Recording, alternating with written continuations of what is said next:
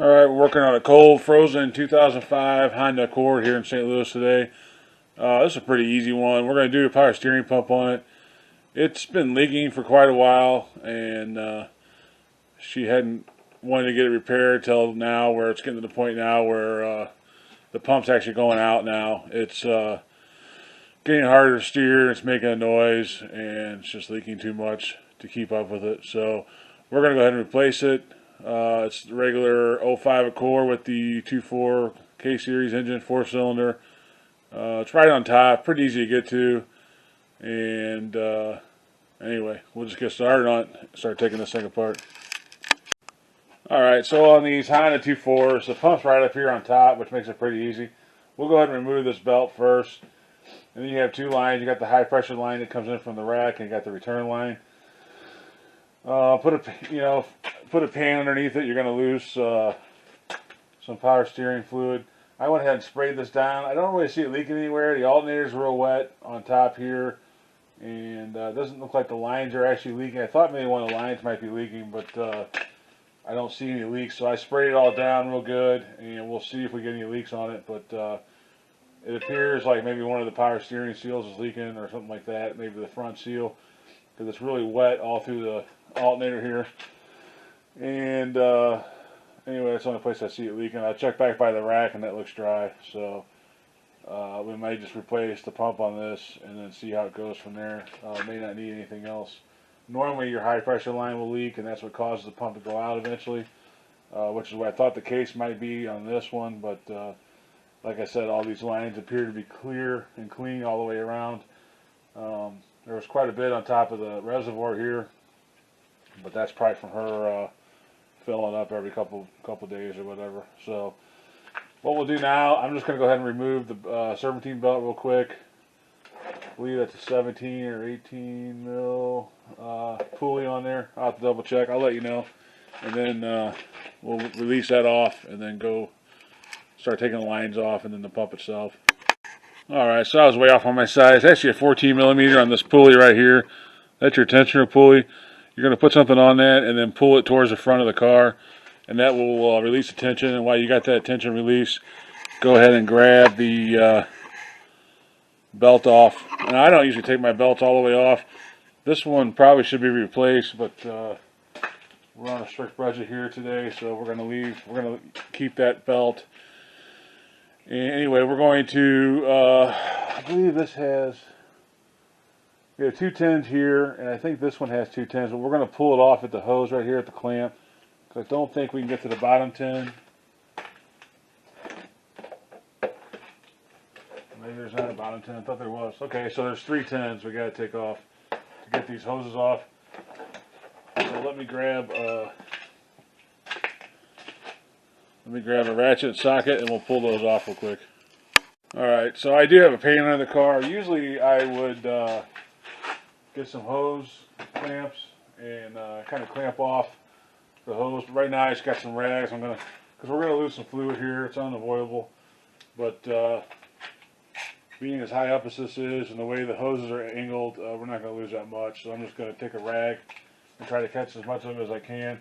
We'll go for the return line.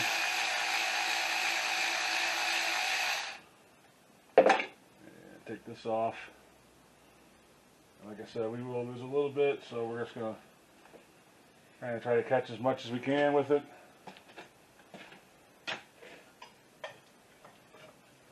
This cold weather is really horrible for the batteries on the Milwaukees and stuff, electric power tools.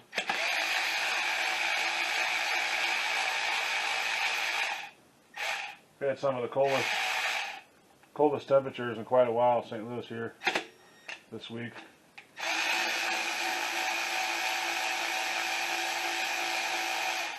And then when these batteries sit overnight, they do not like that.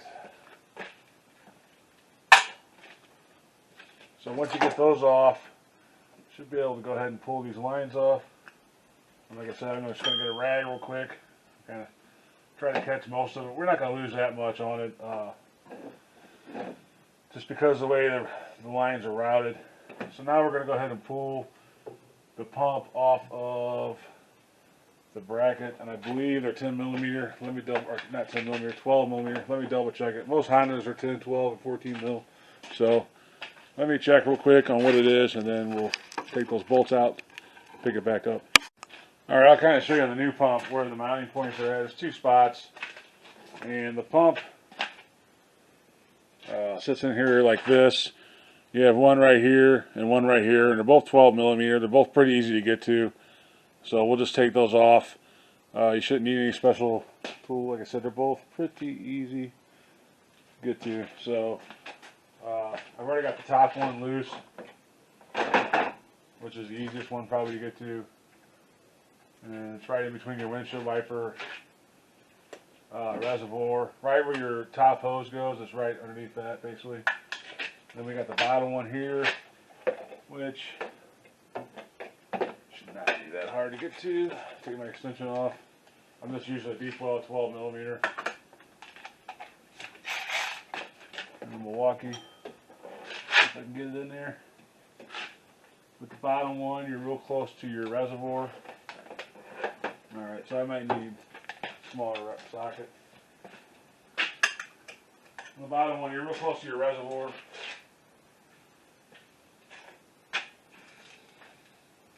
So I'm going to switch out and just use a stubby extension and a shallow 12. That should give me enough room to get in there. And it does. Now I just got to get the everything to cooperate. Again, the reservoir's kind of in the way. Alright, I'm going to use a regular ratchet to break it loose.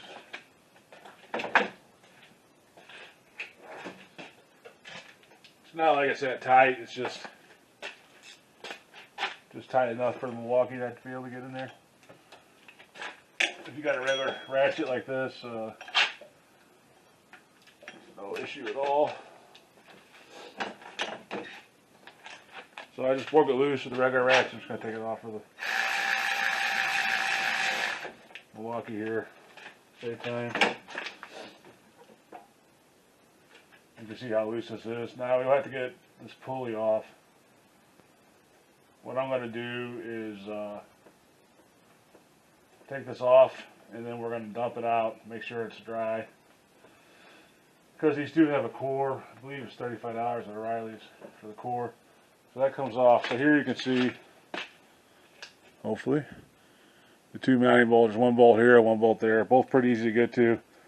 And anyway, now we're going to zip this one off and put it on the new one.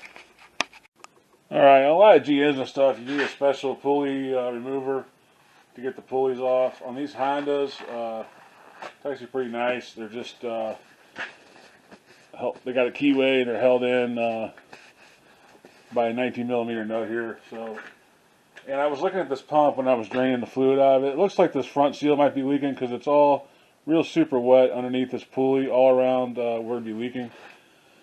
So anyway, if you have an impact, the easiest way is to just put it on top of this pump, hold the pulley, and loosen the nut, and then it should pull right off. And yeah, you can kind of tell here, all this buildup of grease around here. I think this front seal here is leaking, and that's what's causing the issue. So she might have got lucky, and we don't need to put any lines on it, which is good, so for money wise. So I'm just going to grab the new pump, zip this back on, and then we're ready to put it back on. Alright, obviously this is brand new, but you can see the bearing and the seal, and it's all real clean, which it would be because it's brand new, but just kind of showing you the difference. You can see all this buildup of heavy grease, and it's even wet to the touch. So I believe that's where most of her leak was coming from. So on these, you just set them back on, get them kind of keywayed in. Just rotate it till the whole shaft rotates, and put the nut on. And you can kind of tell here, this is splined or keywayed in so that That's what holds the pulley. Like I said, a lot of them are press-on on GS and stuff, but this one's just simple, on and off. And on this, I'm not going to go super nuts. I'm just going to make sure it's tight. So that should be good enough. I'm sure there's a torque spec on it. If you want to know it, you can look it up. I know I get a lot of comments like, what's torque spec on this or that? But in the real world, we don't torque spec every single thing down. You use common sense. So if you have like a small impact, don't go nuts on it, hammer on it. Just give it a nice little hit, and then it should be good. So this comes with, you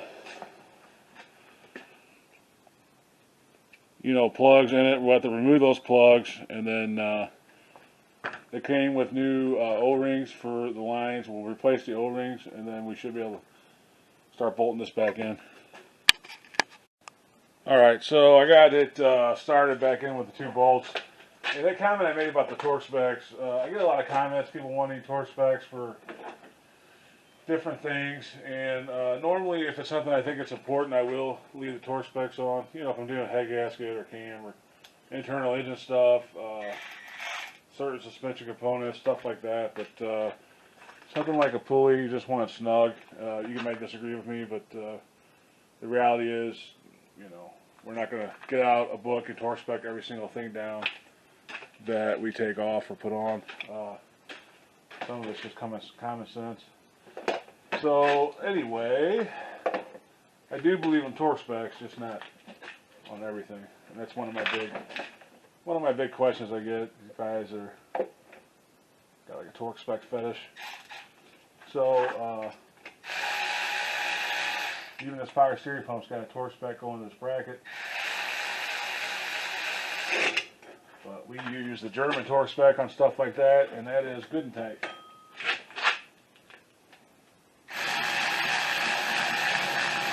And a lot of this just kind of, oh no. Dropped my 12mm down into it and didn't hit the ground either. Dang it. A lot of this stuff too, it's just experience and knowing. So I got to grab that because I want to put my regular ratchet on there and just give those a couple little half turns or whatever. Oh man, it's all snowy and ice under there, so this is going to be fun trying to find that. So I'll pick it back up once I get that. Alright, we're going to go in. The operation here. Actually fell, I can kind of see it right here. It's good to have a magnet. And we're coming out. So I was able to recover that without getting underneath it, which is nice. I really didn't want to get snow and stuff in my hair. When you have beautiful hair like mine and you get snow in there, it's just not a good combination. Gets my Gorilla glue wet in my hair. Makes for a real mess. So we're just going to go through, take the regular ratchet, and since that Milwaukee's a little bit weak today, the battery's down from sitting over there, and they don't exactly apply a ton of pressure. We're just going to snug these up, make sure they're tight, keeping in mind that it's aluminum behind there, we don't want to break them off. And there it fell again. This time on the floor. So, next thing we will do, the new pump came with 2 O-rings, and if you look at your lines, there's a small O-ring on the return line, and there should be a bigger O-ring on the high pressure line. We're just going to take a small pick and pull those off, replace them with these, and then just take a little bit of oil, power steering oil or whatever you have, after you replace them, and just run the oil around the seal so that it makes a good seal. So just get a small screwdriver or pick and get up underneath these seals without scratching the, you don't want to mar the surface too much, and take those old ones off, put the new ones on. So I'll go ahead and do that, and then we'll bolt them back on. So this is usually what I use for seals. This is a little cheapy pick with an angle. I actually bought this a long time ago, and it was a real cheap one. And believe it or not, it's lasted for years and works really good. And there's been times where I thought maybe I'd break it, and somehow it's withheld transmission rebuilds and all kinds of stuff where I've done multiple seals. And I don't know, sometimes the cheap parts are good, or so sometimes some of the cheaper tools are good. I do have a nice pick set.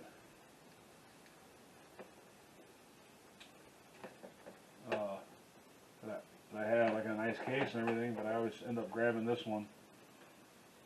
And this one always works good for me. Alright. So I'm just going to go ahead and, like I said, install these and then lube them up a little bit. And then we'll put the lines back into the actual housing.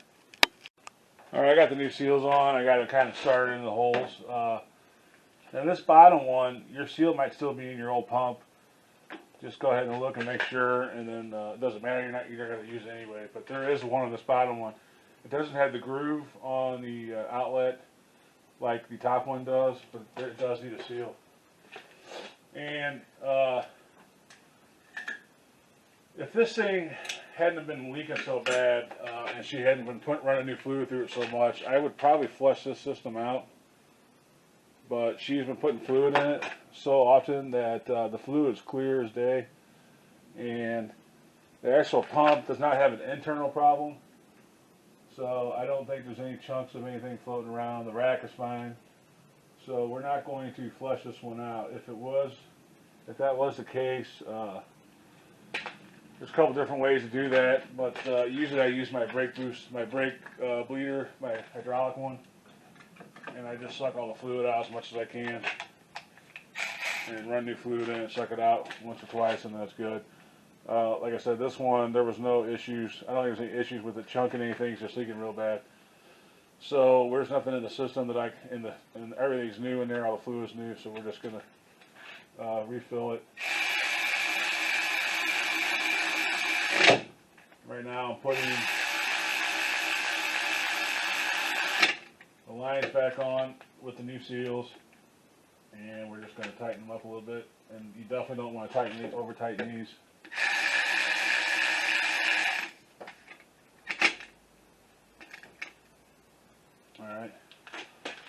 Alright, so we're at the point now where we're going to put a belt on it, and fill it full of fluid. There's a couple different ways. Honda recommends vacuum bleeding it. We're not going to do that on this. This will bleed out. We really didn't lose much fluid when we did this, and this will bleed out really fast, I believe. Once we fill it up, we'll probably turn the wheels a couple times to full lock, and then just fill it up, wait for the bubbles to dissipate. But I think this will, being that we didn't change anything, really any lines or anything, we didn't lose much fluid. You're going to put some fluid in because the pump's going to need fluid, but it's going to go in there almost immediately, and then we'll just fill in whatever we need here. But I don't believe that we're going to need some big drawn out bleeding procedure on this. So anyway, we're going to put the belt back on and then start it up and fill it up and see how she sounds. Alright, so I got the belt back on. I went ahead and filled this up a little bit. It didn't take much. Like I said, we didn't lose much. I went ahead and started it for about 30 seconds and let it draw the fluid down into the pump. And I filled it back up, and it's really not making any noise. It seems to be working well. There's still some bubbles in the system. So at this point, I think what I'm going to do is just take it out for a test drive. And that should bleed out the rest of the way. Like I said, if you're just changing a pump and you're not losing all your fluid, you really shouldn't. It shouldn't be that hard to bleed it out. You definitely want to double check your seals. Look underneath here. Make sure your seals aren't leaking after you work the wheel a little bit. As long as you install the new O-rings in there, you should be good on that. And then, as always, if you're doing a power steering pump, look over your hydraulic hose, especially this high pressure hose that goes back to the rack. That's one that usually leaks or gives way after a while. Normally you'll see it at this joint right here where they join together, the rubber to the metal. They'll start leaking through there, either there or at the rack. This one's clean all the way around. I think it was just the pump leaking. The top of the alternator is really dirty and wet, so hopefully her alternator is okay. And somebody asked me in another video why I jack all the cars up. On this car, I'd have to go underneath it. The reason why I jack it up because I'm 6'5", and it's easier for me to have it more at my height than to break my back. So there's no reason to jack it up for this job unless you're tall like me and you want to save your back a little bit. So I guess that's about it. Like I said, I'm just going to take this out, take it for a spin, work the power steering pump, and then recheck everything, make sure there's no leaks, recheck the fluid, and then boot it out. So anyway, that's a pretty simple job, pretty easy on a Honda Accord with the 4-cylinder. 6-cylinder is a little bit harder, just because of the way the bolts are, they're harder to get to. But it's on top also, so it's not the worst thing in the world. So anyway, hopefully this will help you out if you're thinking about changing your power steering pump on your 4-cylinder Accord. As always, thanks for watching, and God bless.